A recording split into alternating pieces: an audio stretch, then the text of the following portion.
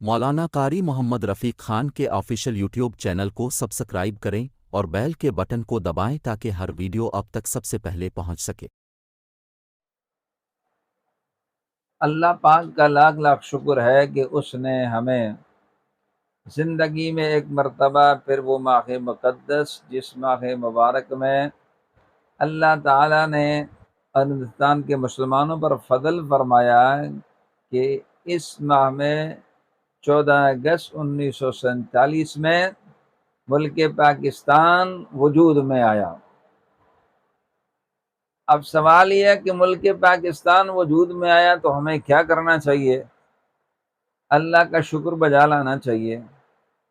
अल्लाह का शुक्र करने से क्या मिलेगा?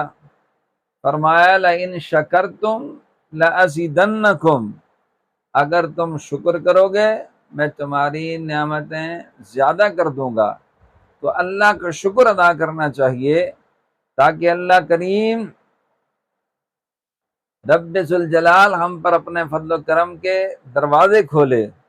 और अहले इस्लाम को मुतवज्जो होना चाहिए कि जिस नाम पर ये मुल्क पाकिस्तान बना है वो किस नाम पर बना था? ला इलाहा इल्लल्लाह मुहम्मदुर रसूलुल्लाह, कि रब्बे जुल जलाल का हुक्म होगा, मुहम्मदुर रसूलुल्लाह का तरीका होगा, जिस तरीके पर नबी इस्लाम ने ज़िंदगी गुजारी उन्हीं अहकाम को अपनाते हुए अहले इस्लाम ख़ास तौर पर खुसूसन मुल्क पाकिस्तान वाले ज़िंदगी गुजारें।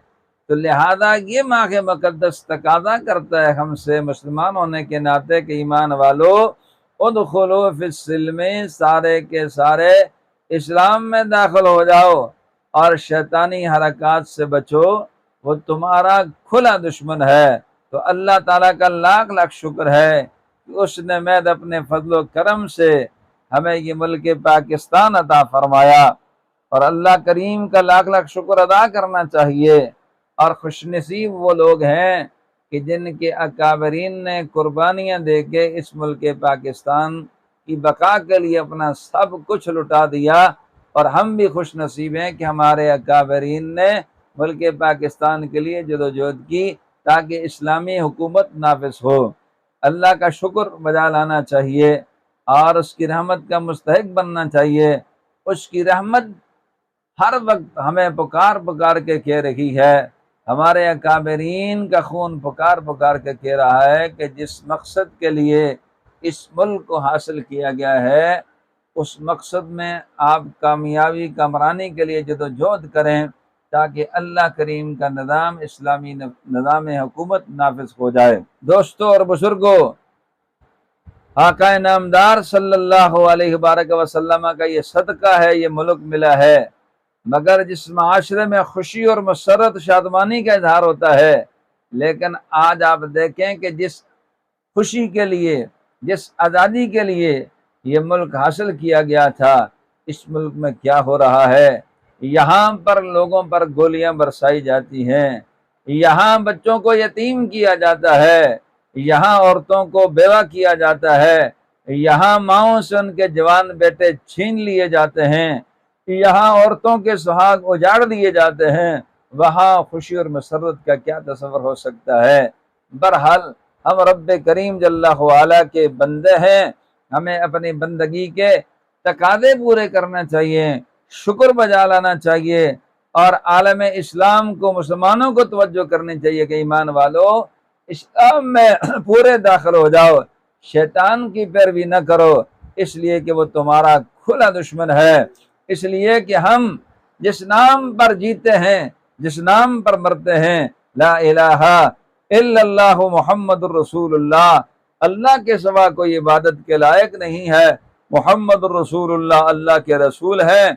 पढ़कर हम जो जिम्मेदारी उठाते हैं उसका हमको एहसास नहीं है। ये मामूली बात नहीं है। जिसने कलमा पढ़ लिया, हकीम उल-उम्मत अल्लामा इकबाल रहमतुल्लाह ताला फरमाते, ये शहादत गहे उल्फत में कदम रखना है। लोग आसान समझते हैं मुसलमान होना। मेरे दोस्तों, हम सबको अपने गिरबान में झांक के देखना चाहिए। हमारे दिल दुनिया की किसी और मुसलमानी के दावे में हैं। हम कहाँ तक सच्चे हैं? हम कहाँ तक सच्चे पाकिस्तानी हैं? कहाँ तक सच्चे मुसलमान हैं? तो 14 अगस्त का दिन हमें याद दिलाता है कि کہ جس مقصد کے لیے ہم نے یہ ملک حاصل کیا تھا وہ مقصد ہمیں پورا کرنا چاہیے، اور وہ مقصد جب ہی پورا ہو سکتا ہے ہم اپنے رب کو راضی کریں، دینداری کا کردار ادا کریں۔ ہم دکھاوت کرتے ہیں، اپنے معاشرے میں جو ماحول بن گیا ہے ہم نے بنا لیا ہے، ہم اس پر عمل کر رہے ہیں، رب کی رضا کا ہمیں خیال نہیں ہے، تو لہذا اللہ کا شکر بجا لاتے ہوئے یہ ملک پاکستان عظیم نعمت ہے، اس نعمت کا شکر ادا کرتے ہوئے اللہ کے حضور سر بسجود ہو